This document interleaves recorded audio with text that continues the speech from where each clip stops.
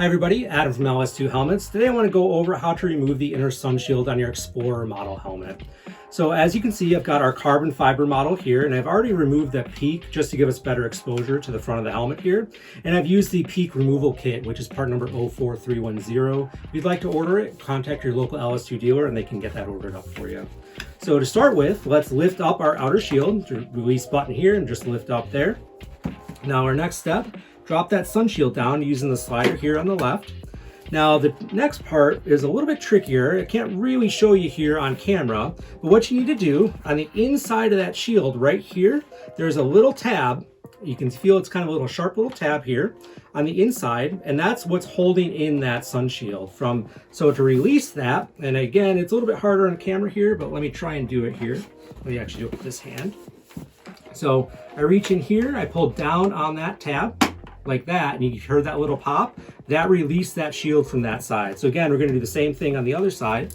We're going to reach in and pull down on that tab, and that tab is right about here, so right along the inside of that shield. So we just pull down like so. From there, that shield just drops right out, and as you can see, it's got those little tabs here, and that's what's kind of holding it in. And I'll get a close-up on this for you. I'm probably showing you right now. And you can see these tabs right here on the inside of that, on the helmet, connected to the carriers. Now the carrier on the right-hand side is our free-floating carrier. That one is not connected to the drive cable that is connected to this left-hand side. So I always start with this side, and it takes a little bit of lining up. But once you get that shield lined up in the correct position, it's pretty straightforward to get it all slotted back into place. If this side ever gets pushed up back into the helmet, just take a plastic butter knife, kind of slot it in there, something nice and thin and not super sharp. Just slot it in there and pull that carrier back down into position. So again, just kind of get it all lined up. And what I like to do, get myself into that groove here on the front of that helmet where the shield usually rides. And I hold that carrier kind of into place with my finger here, using that tab that we use to release that shield. And you'll feel that shield kind of drop into place.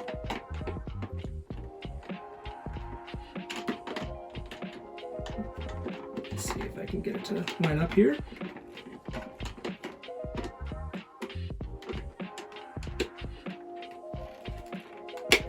So once I've got it into place, simply push up onto that tab that we used to release it, and now it's locked into that side. So we're going to do the same thing on the other side.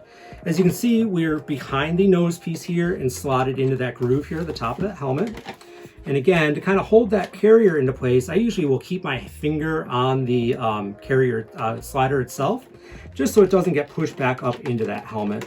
And from there, simply find your slot on that carrier, push it into place, and it'll lift a little bit, but once you've got it there, simply push up on that tab,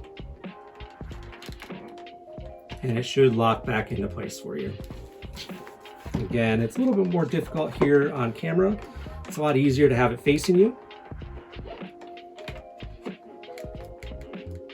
There we go. So now you hear that click, everything's lined up. I go ahead and open and close that shield a couple times just to make sure everything's fully locked and secure. And you can feel how secure this attachment is. Really nice. It's not going to come loose on you. It's all held into place by those tabs. So there you go. Nice and easy, straightforward. Just takes a little bit of lining up to do, and once you've done that, you're good to go. If you found this video helpful, please like, share, and subscribe. If you have any other questions, please contact our CSR department at csr@ls2helmets.us. All right, now we're ready for a ride.